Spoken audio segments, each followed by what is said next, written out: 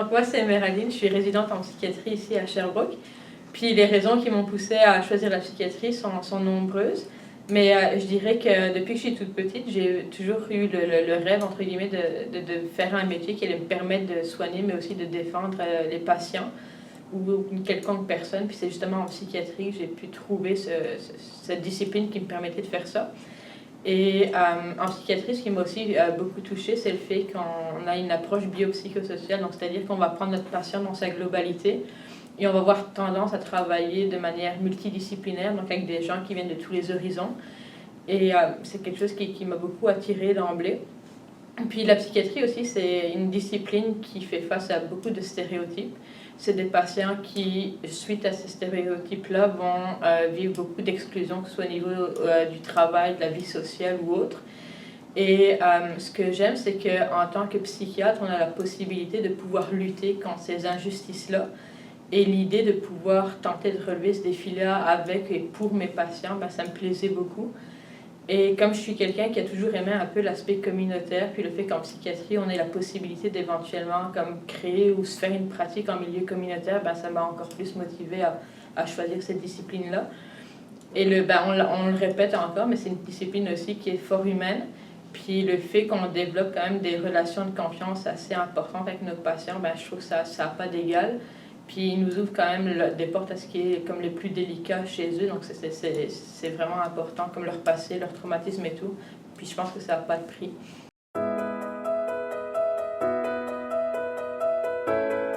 L'idée de pouvoir aider là où je peux, toujours dans une attitude de bienveillance puis de non-jugement, ça me plaît beaucoup.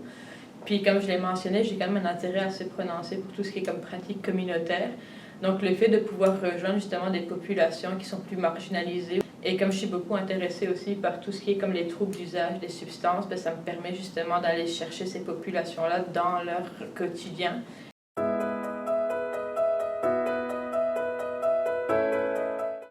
Donc le trouble d'usage d'une substance, c'est une maladie chronique qui affecte le cerveau. Puis elle est caractérisée par l'usage problématique d'une ou de plusieurs substances. Puis on utilise le terme usage problématique parce que c'est une maladie qui va venir affecter plusieurs sphères, si pas toutes les sphères de la vie du patient. Et généralement, les manifestations qu'on va pouvoir observer vont autant toucher la vie comme soit, ou la santé physique, spirituelle, biologique que psychologique du patient. Puis ils vont pouvoir, par exemple, rapporter comme des cravings, des symptômes de sevrage ou encore des difficultés à remplir leurs responsabilités. Puis c'est un peu comme ça que la maladie a tendance à se présenter chez ces personnes-là.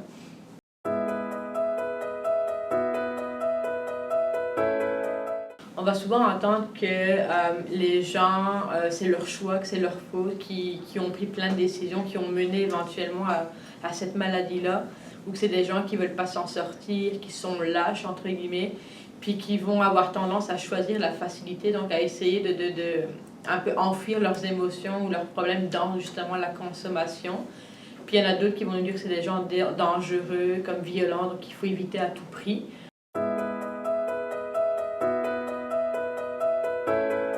Les gens vont avoir tendance à juger ces personnes-là avant même de les connaître ou de s'intéresser réellement à qui ils sont ou qui elles sont. Puis souvent, ce qu'on va observer, c'est il y a des gens qui vont avoir tendance à définir ces personnes-là par leur diagnostic, qui ne vont pas voir qu'elles sont bien plus que ça. Et ça va mener à de l'exclusion sociale, à du mépris, voire même à la peur de côtoyer ces gens-là. Puis, on va pas se mentir, ça fait en sorte que ces personnes-là vont être plus réticentes à l'idée d'aller se chercher de l'aide parce qu'elles vont avoir peur d'être jugées, de ne pas être prises au sérieux ou d'être méprisées par les gens qui vont les accueillir. Et si on regarde aussi l'autre côté de la médaille, c'est les gens qui travaillent justement dans le secteur de la santé ou autres, qui doivent venir en aide d'une façon ou d'une autre à ces personnes-là, pourraient être réticentes aussi à l'idée de les aider justement par les préjugés ou les préconceptions qu'on a par rapport à ces personnes-là.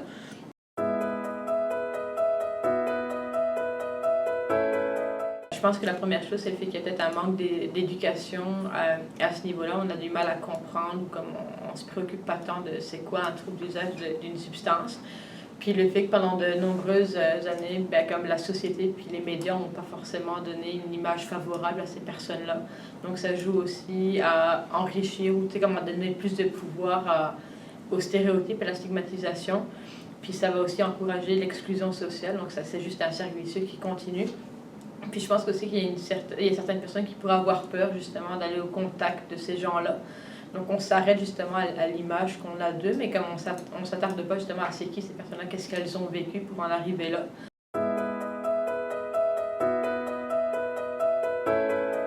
Il y a premièrement justement comme l'éducation puis la conscientisation autour justement de ce problème de santé-là. Il y a le fait aussi que c'est important justement d'écouter ces personnes-là, d'écouter ce qu'elles ont à nous dire et d'accueillir tout ce qu'elles nous racontent justement avec beaucoup de bienveillance, de respect puis justement de non-jugement. Puis je pense que c'est important aussi de comprendre que tout le monde vient avec un bagage de vie puis que certaines personnes vont mener des combats dont on ne sait absolument rien. Donc ça va être important justement de ne pas juger ces personnes-là avant de justement comme apprendre à les connaître. Puis c'est certain aussi que pour ceux qui vont travailler ou côtoyer justement ces personnes-là, c'est important de se former davantage dans ce domaine-là et de pouvoir partager éventuellement leurs connaissances. Et ce serait bien aussi éventuellement d'avoir plus de fonds pour justement développer davantage les ressources qui existent actuellement, mais aussi d'en mettre d'autres sur place ou sur pied. Et éventuellement aussi comme tenter de mettre plus d'importance sur tout ce qui est comme l'apport des pères aidants, parce qu'on prend plein de décisions sans forcément avoir vécu ce genre de situation-là ou ces expériences-là, alors que ces pères aidants-là pourraient nous donner justement un peu un insight sur ce que c'est de vivre avec ce genre de maladie-là.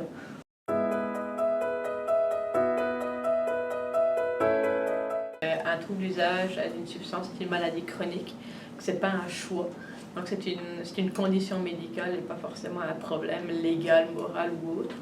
Puis que la première personne qui va en souffrir, c'est la personne justement qui se retrouve aux prises avec ce problème de santé-là. Surtout justement quand elle va réaliser un peu toutes les conséquences que ce problème de santé-là a pu avoir dans sa vie, dans toutes les sphères. Je pense aussi que ce qui va être important, c'est de comprendre que c'est pas évident d'arrêter. On a tous tendance à dire « Ah ben c'est comme il a juste besoin de quitter », mais ça se passe pas aussi facilement que ça. Parce que souvent, ces personnes-là vont consommer pour tenter d'enfuir comme une souffrance sur laquelle ils n'arrivent pas à mettre des mots. Et les rechutes aussi, il y a beaucoup de gens qui disent « Ah, il est encore en train de rechuter, etc. » Mais ça fait partie du processus. Il faut voir ça comme un peu une période d'apprentissage. Et plus on a des rechutes, plus elles vont être courtes. Donc, c'est essayer de voir les rechutes plus comme quelque chose d'apprentissage qu'un échec en soi. Puis aussi que ça peut arriver à n'importe qui. On n'est pas à l'abri justement de développer ce genre de maladie. Que ça peut arriver à n'importe qui. Et je pense que ce qui va être important aussi, c'est de comprendre que chacun peut faire sa part, qu'on n'a pas forcément besoin de travailler dans ce domaine-là pour aider ces personnes-là.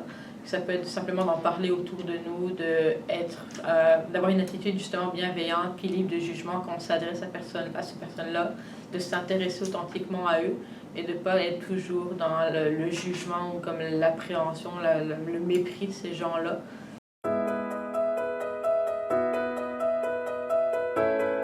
Je dirais que de façon générale, comme l'approche biopsychosociale, c'est pas mal une chose qui est comme essentielle, une pierre angulaire dans la prise en charge de ces patients-là, dans le sens où on va avoir besoin de prendre toutes les sphères de leur vie en compte. Donc le travail multidisciplinaire va être extrêmement important. On va devoir aussi s'intéresser à leur santé physique, parce qu'on peut avoir des problèmes de santé physique dus à de la consommation, etc. Puis l'entourage des proches aussi. Donc ça va être super important de justement essayer de ramener les proches autour du patient. Ce qui est important aussi, c'est lors des entretiens ou des entrevues qu'on a avec eux, d'être à l'écoute, d'être libre de jugement, puis d'être très flexible aussi, parce que c'est des gens qui vont avoir d'autres priorités que des rendez-vous médicaux. Donc pouvoir être flexible dans nos rencontres, nos horaires aussi. Réduction des méfaits, donc par exemple donner des kits de naloxone, prescrire des médicaments au lieu de faire en sorte que les patients aillent sur le marché noir pour se procurer ces pilules-là. Que ce soit aussi les dépistages justement pour des infections qui pourraient être transmises en utilisant certains matériels, donner justement du matériel stérile à ces patients-là aussi. Puis je dirais vraiment que la réduction des méfaits, c'est pas mal quelque chose de primordial dans la prise en charge de ces patients-là. Puis ça a été prouvé que la réduction des méfaits coûte moins cher que le traitement justement des conséquences qu'on peut avoir suite à l'utilisation de substances. Au niveau du traitement aussi, c'est super important de traiter le trouble d'usage de substances en soi. Il n'y a pas forcément de traitement pour chaque substance, mais il y en a pour certaines substances. Mais aussi de traiter les comorbidités qui pourraient venir avec ce trouble d'usage de substances-là. Et il faut les traiter ensemble. Il ne faut pas forcément dire « je traite l'un puis l'autre », c'est comme les deux ensemble. Puis en tant que professionnel qui vient en aide à ces populations-là, ça va être super important aussi d'être à l'affût des organismes qui œuvrent dans ce domaine-là dans notre région pour pouvoir référer les patients adéquatement.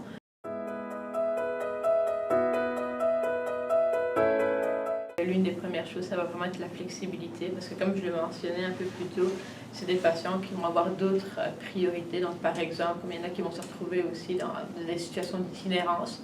Donc le matin, quand ils vont se réveiller, ça va pas forcément être à leur rendez-vous qui est leur priorité, mais ça va être de se trouver un logement, de la nourriture pour la journée. Donc ça va être justement pour être flexible à ce niveau-là. D'être bienveillant, d'être libre de jugement, d'être à l'écoute de ce qu'ils nous racontent, puis d'être reconnaissant justement de pouvoir être la personne qui reçoit toutes ces choses-là. Je dirais aussi, c'est de prendre la personne là où elle est, puis d'avancer à son rythme. Ça ne sert à rien de la forcer d'une manière ou d'une autre parce que ça ne va juste pas fonctionner. Puis je pense que ce qui est important de comprendre aussi, c'est qu'on a autant, si pas plus, à apprendre de nos patients que eux de nous. Donc c'est pas mal un des messages, je pense, importants à retenir de tout ça.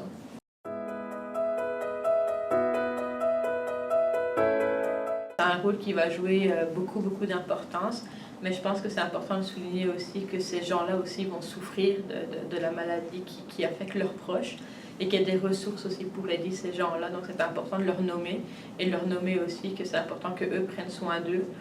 Et dans un deuxième temps, c'est sûr c'est important de leur expliquer qu'il s'agit d'une maladie chronique, que ce n'est pas forcément le choix du patient, et que ça va peut-être les aider aussi à comprendre un peu comme les comportements ou les propos qui peuvent être tenus par le patient, puis les conséquences qui découlent de tout ça. Puis je pense que dans un deuxième temps, c'est de leur expliquer aussi, ou même dans un premier temps, que leur présence joue énormément dans le plan de soins, entre guillemets, de notre patient, parce que la sensation d'exister pour quelqu'un, ça n'a pas de prix. Ça joue énormément de se sentir aimé puis exister pour quelqu'un.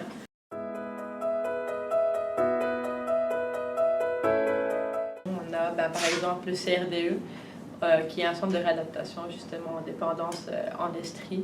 On a le CLSC, surtout le CLSC Camiran, qui a justement plusieurs services mis en place pour venir en aide justement aux troubles d'usage de substances, les personnes en situation d'itinérance et bien d'autres.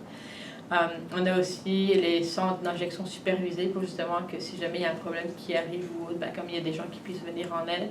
Il y a des distributrices de matériel stérile aussi qui existent dans la région. On a les pharmaciens qui peuvent donner gratuitement des kits de naloxone pour prévenir les overdoses.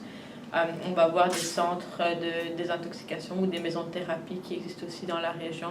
L'hôpital aussi en soi, ça peut être une ressource, que ce soit pour avoir l'aide d'une travailleuse sociale ou comme si jamais on fait une intox ou une overdose ou qu'on a d'autres comorbidités à traiter, entre guillemets, avec justement notre trouble d'usage. Donc je dirais que c'est pas mal ça les ressources principales qui existent dans la région pour venir en aide à ces patients-là. Puis comme je l'ai mentionné, l'itinérance aussi, ça peut être quelque chose qui est présent chez nos patients avec des troubles d'usage. Donc dans la région, on a aussi différents organismes comme Macabane, la Chaudronnée ou encore le Partage Saint-François qui peuvent justement venir en aide à nos patients sur l'aspect plus social de la chose.